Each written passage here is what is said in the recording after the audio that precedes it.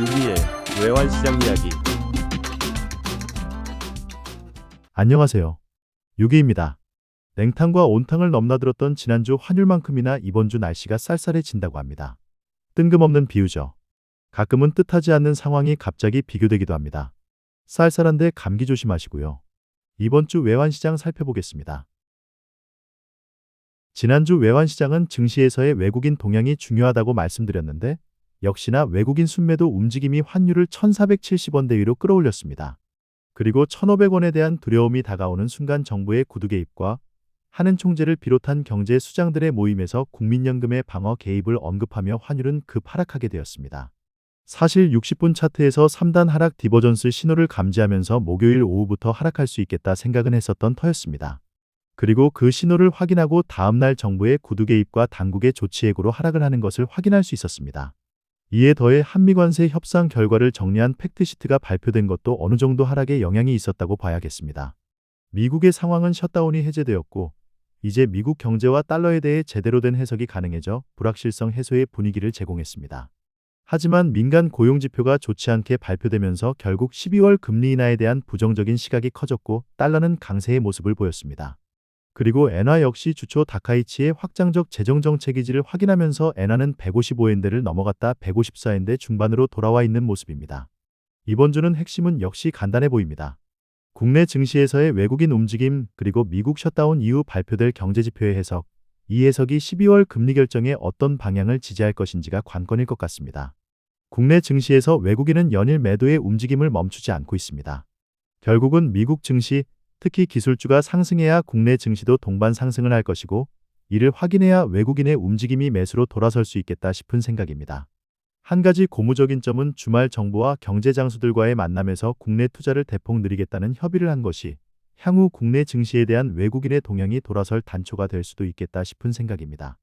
미국의 움직임은 역시 그동안 미뤄졌던 고용지표와 물가 관련 지표가 발표되면 어떤 식으로든 해석이 나오고 12월 금리 인하를 지지할 수 있는 해석이 있을 것인가가 관건일 듯합니다.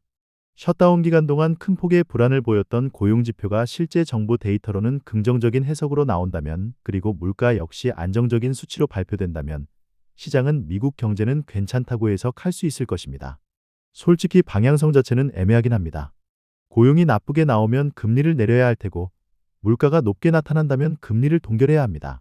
지난 민간 데이터에서의 상충된 모습이 결국은 불안한 해석을 만들었고 그래서 결국은 12월 금리 인하는 힘들 것이다라는 인식이 강해졌는데 앞으로는 어떻게 해석될지 지켜봐야겠습니다.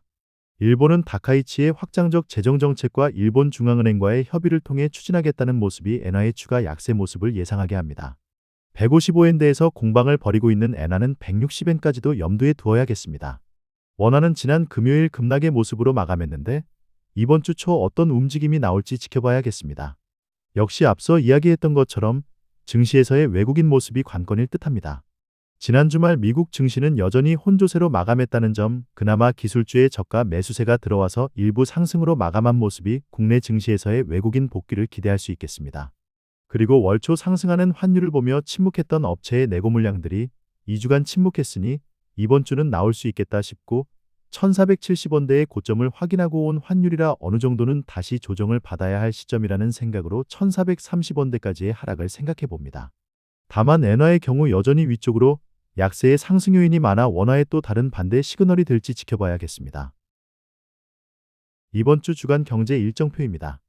이번 주는 지난 9월 고용보고서가 셧다운으로 늦게 20일 발표된다고 합니다. 주 후반 굵직한 이슈가 나오는데 지난번 민간 고용지표는 상당히 부정적이었지만 이번 고용보고서는 어느 정도 안정된 수치로 예상하고 있습니다. 그 외에 제조업 지수와 주택시장 그리고 11월 제조업 및 서비스업 구매관리자 지수 예비치가 발표됩니다. 그 외에 계속되는 연준 인사들의 연설이 예정되어 있어 제대로 된 경제지표를 바탕으로 한 연준 인사들의 해석이 어떻게 나오는지도 지켜볼만 하겠습니다. 결국 이번 주 관건은 국내 증시 상승 여부, 더 구체적으로 외국인의 순매수 움직임이 나오느냐에 대한 부분 그리고 업체 내고 물량이 시장에 풀리느냐에 대한 부분일 것 같습니다. 대외적으로는 미국 경제지표에 대한 해석이 어떻게 되느냐 그리고 일본은 다카이치의 정책에 기댄 엔화 약세를 어떻게 막아낼 것인가가 관건일 것 같습니다. 이상으로 11월 17일 6위의 외환시장 이야기 마치겠습니다. 쌀쌀해지는 만큼 건강관리 잘 하시고요. 점점 연말이 다가오니 술자리도 많을 것 같습니다. 감기 조심하세요. 그럼 다음 주 11월 24일 인사드리겠습니다. 감사합니다.